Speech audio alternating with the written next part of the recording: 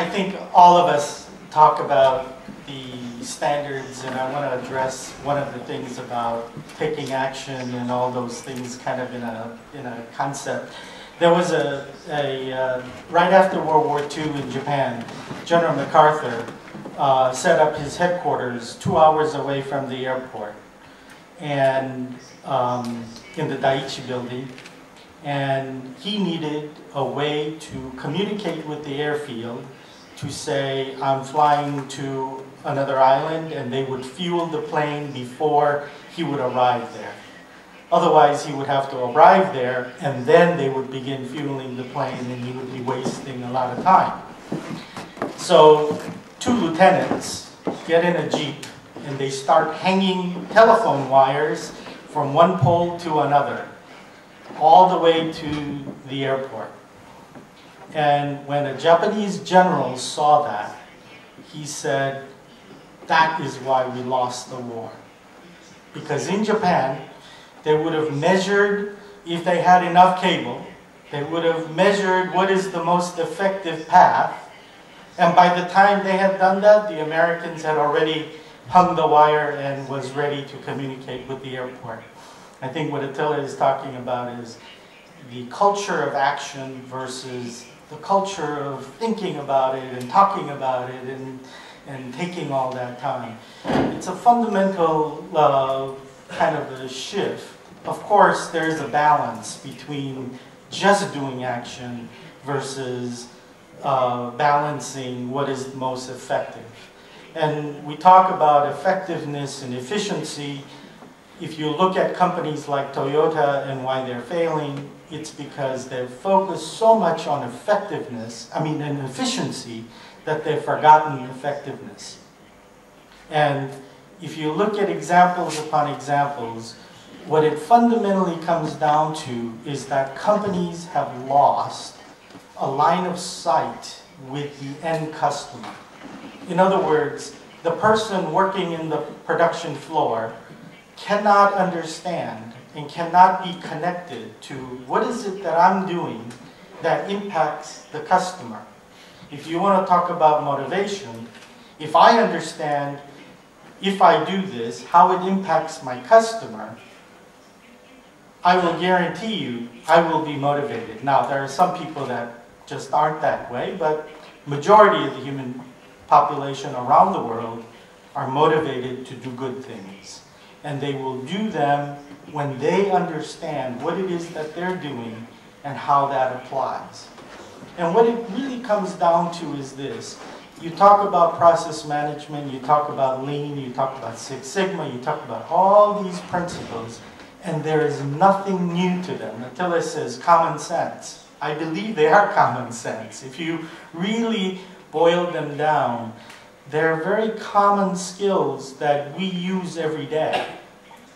So why is it the problem of implementing? What causes companies who spend millions of dollars on these efforts to not succeed? And we talk about the implementation. Well, the fundamental parts, and I'll tell you, ISO 9000 has been preaching about process management since 2000. The automotive industry with TS 16949 have been doing this for 7-8 years. The aerospace industry is now coming on board and talking about this. And when we look at the results of companies implementing these standards, what you see is that fundamentally companies implement these hard standards and they don't understand that it is the human being that has to implement it. So you talk about miscommunication, or you talk about the information not being shared. That's really responsibility of the management. But the management hasn't got a way to show the janitor working on the floor that he has an impact to that customer. And everybody has to be able to see that line of sight to that customer. And that is really one of the factors that I believe is lacking in companies that implement these standards or implement the process or improve it. But fundamentally, why that happens is because of the human being.